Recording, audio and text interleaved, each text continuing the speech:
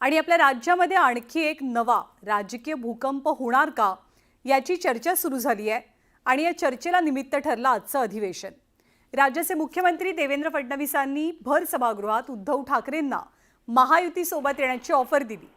खरं तर गेले काही दिवस उद्धव ठाकरे आणि राज ठाकरे हे ठाकरे बंधू एकत्र येतील अशी चर्चा आहे।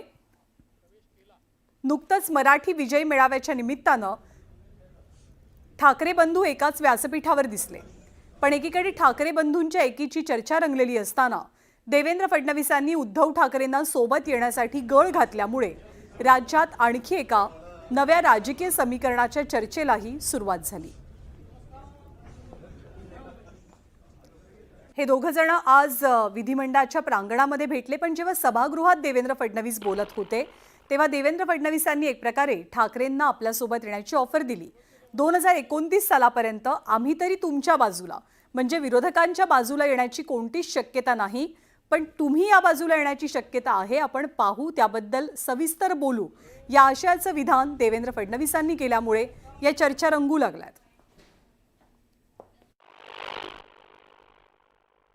आता उद्धवजी 29 पर्यंत तर काही स्कोप नाही, पण ऐका 29 पर्यंत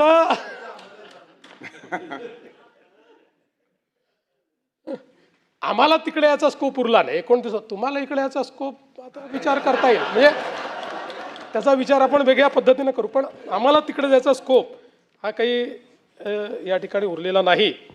पण मला असं वाटतं की मी अंबादासजी कुठे असले तरी त्यांचा मूळ आत्मा हिंदुत्ववादी। देवेंद्र